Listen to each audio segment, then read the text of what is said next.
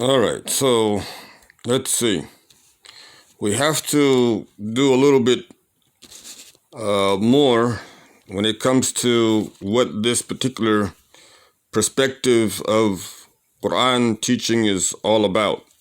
Because if you do know about it, it is highly recommended for anyone who is a Muslim to do.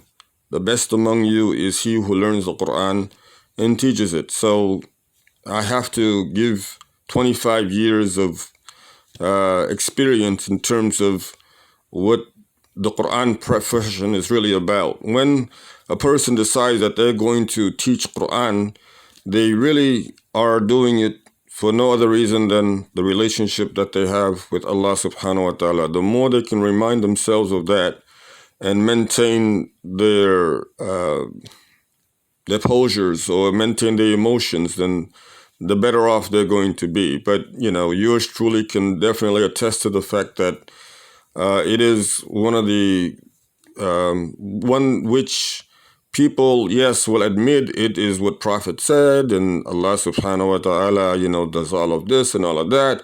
And then you're like, wait a minute, auntie or uncle, what are your children doing? Oh, they're all lawyers, they're all doctors, engineers.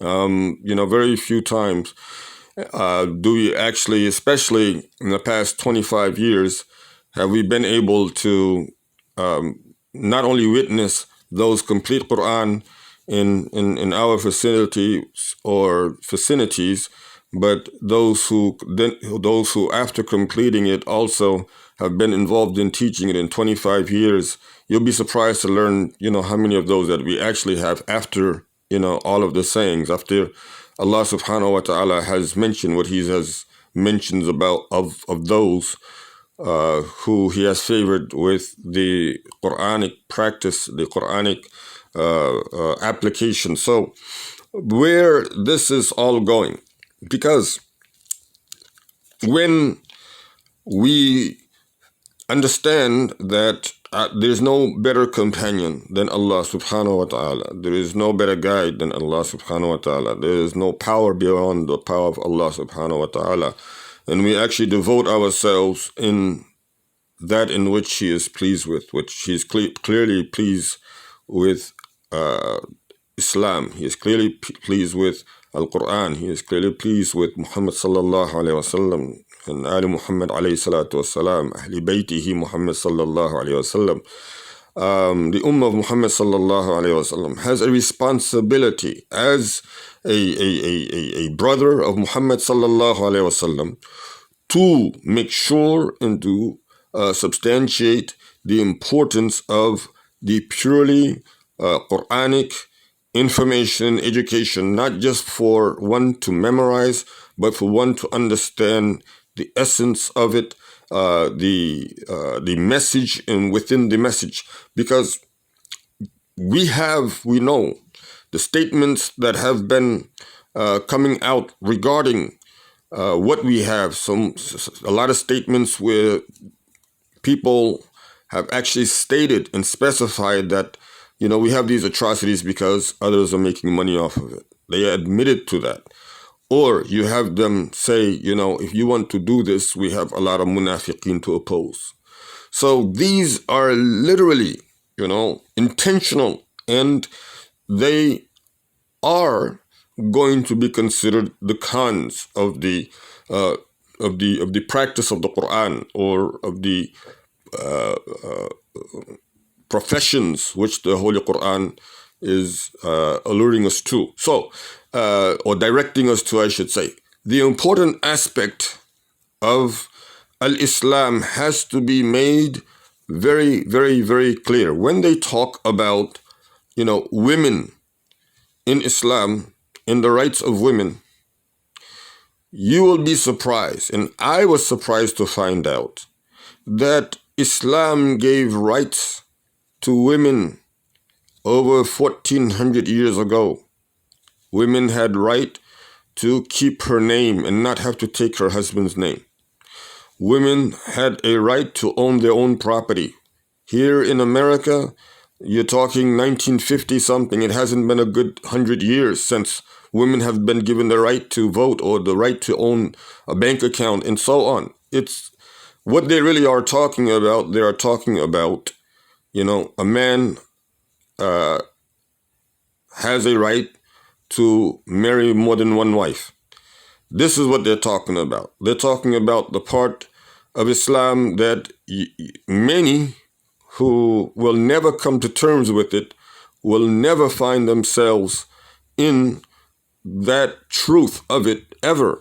And as a matter of fact, that truth will testify against those who are alluding to the fact that, we can be without knowing, and therefore we will not be responsible for it. That is also not accurate. But letting one know for a fact, you have to have very, very, very thick skin in order to prosper.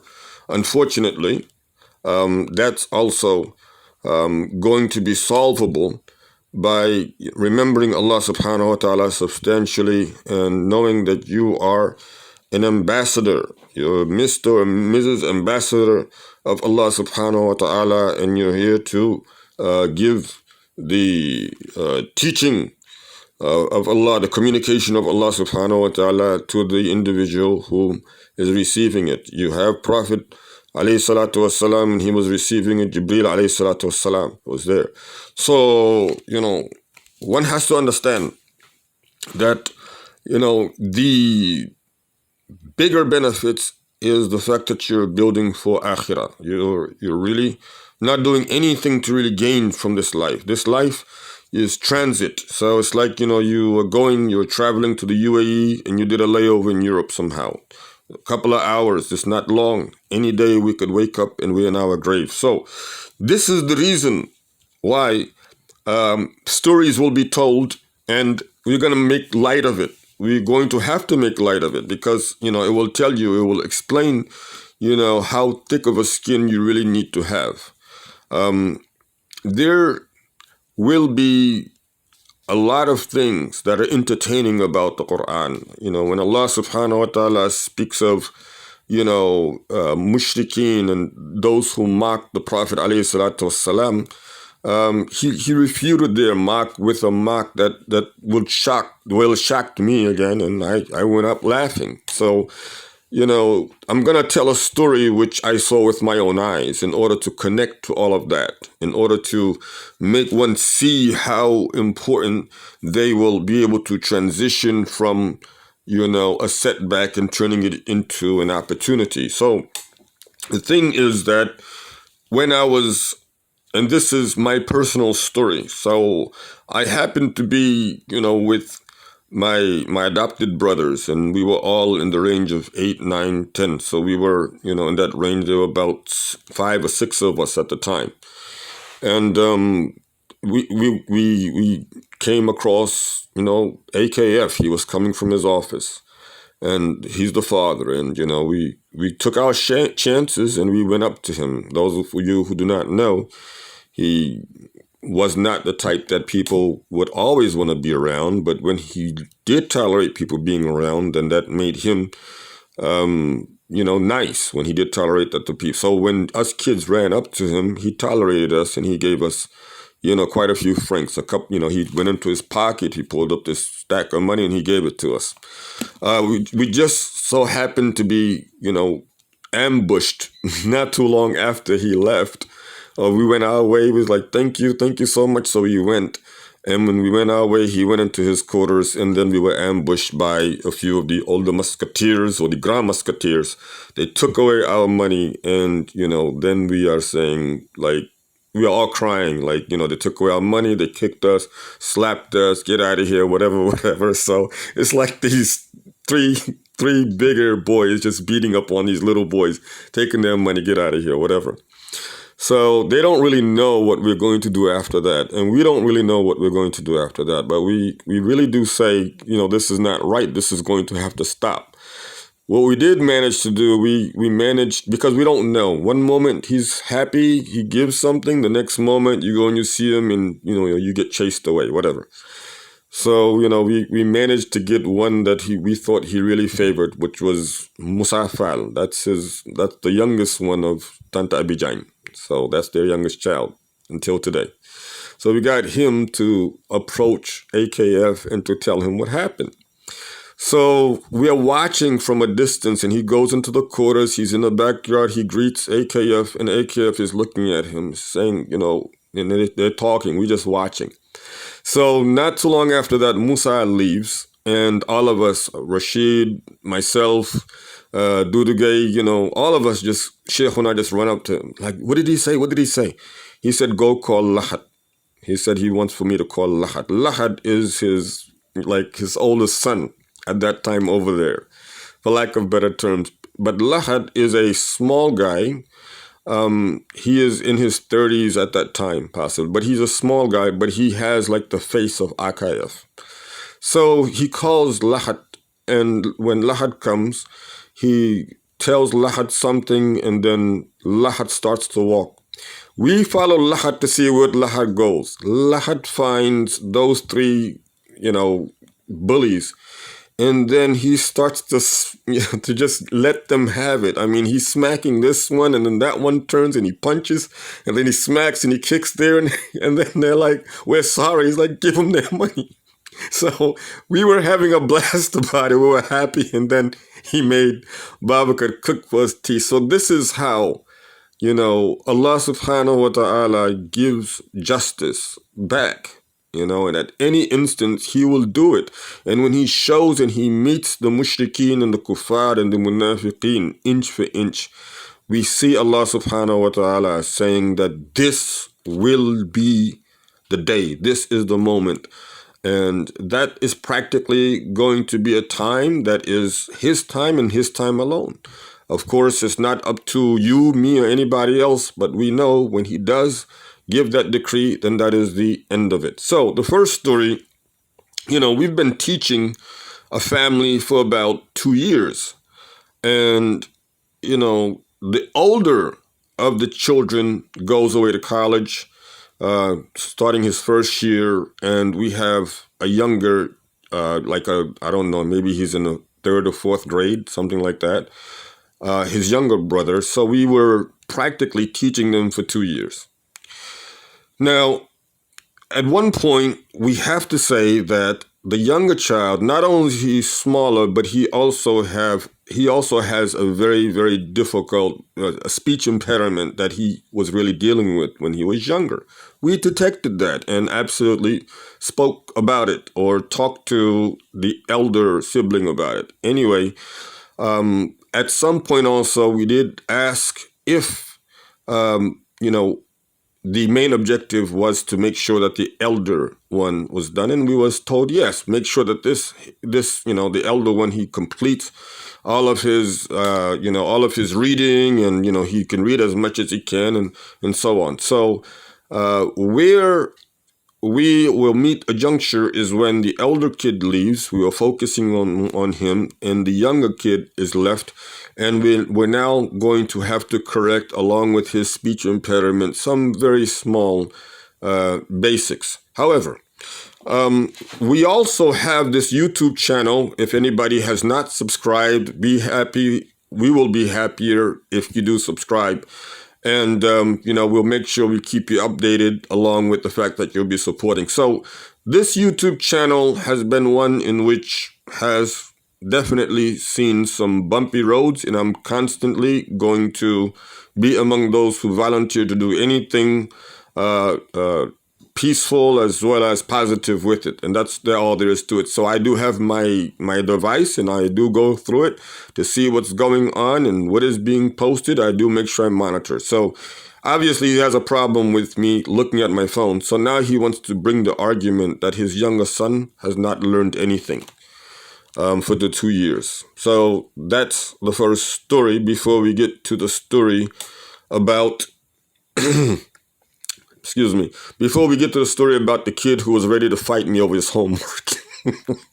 So, all right. So the way that this goes is that the parent comes in and he starts to make a case. He starts to make a case that his younger son does not know how to read. So the younger, he doesn't know his letters, as a matter of fact.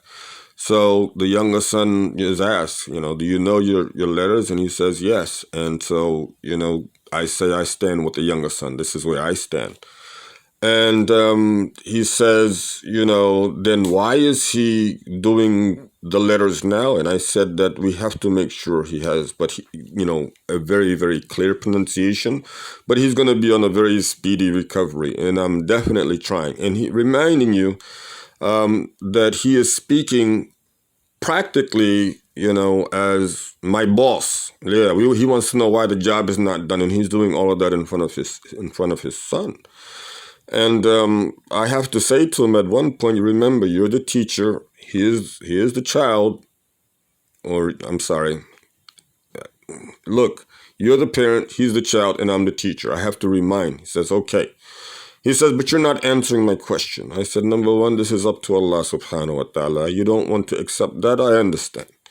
Number two, astaghfirullah. Because of the fact that, we are definitely going on about something in front of the child, which definitely does not have, the best coloring right now. Okay.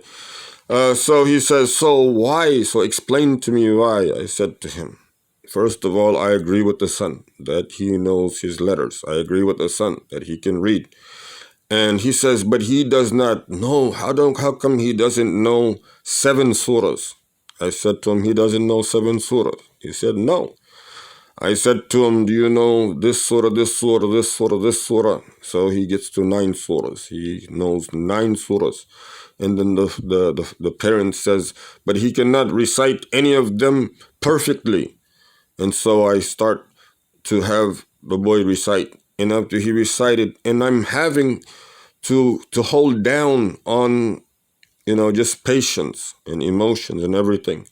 And he gets through all 8 surahs. The last one he is a rusty on. He didn't memorize. But then he said, I don't know why he doesn't do it for me.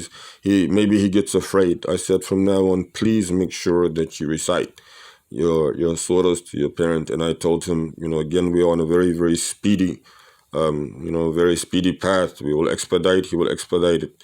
And this is where you know that Allah subhanahu wa ta'ala is favoring you with his mercy of patience, his grace of patience. Allah subhanahu wa ta'ala is giving you something in which will straighten you, something that will be definitely favorable in this life as well as in the hereafter. Because definitely we want to make sure that every parent knows that, the responsibility of teaching is ours before anyone else's.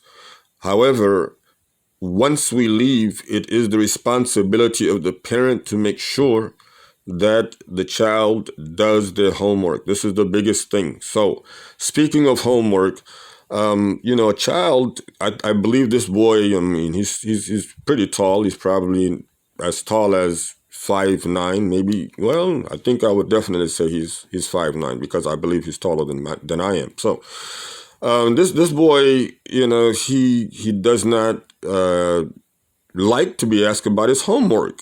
I mean, he got personal. He got a little personal. Where he has his niece, and she's younger than him by 4, 5, 6, 7 years, whatever. She's in the same class as he is, so you have to understand that communicating with them on a love basis, okay, and make them understand that you want them to have the love of Allah, you want them to have the love of Rasulullah sallallahu alaihi wasallam sunnah, you want for them to have the comprehension of Allah. That's what this is about. So I ask, because the biggest problem, and this is a con, the biggest problem of the industry, the biggest problem that the Quran student has is doing their homework. Doing the homework is the biggest problem. So this boy has been in my class maybe for about 2.5 months. So I asked the boy, I said, when you go to school, is it possible that you will pass from one grade to another without doing homework, without doing assignments, without doing anything? He says, what do you think? I said to him, I'm not in your school. I don't know. Is that possible though? He said, well, what would you assume it to be? I said, I don't want to assume it to be anything. And I mean, the boy is getting hot. The boy says, well, what do you, he is starting to change colors. The brown, they start to change, especially if they, getting hot just as the European master gets hot, they start to change colors too. I mean, they take on the verbiage and all these other things, so why not? So I said, I don't want to assume anything. He said, obviously not. Obviously, I wouldn't pass, now would I?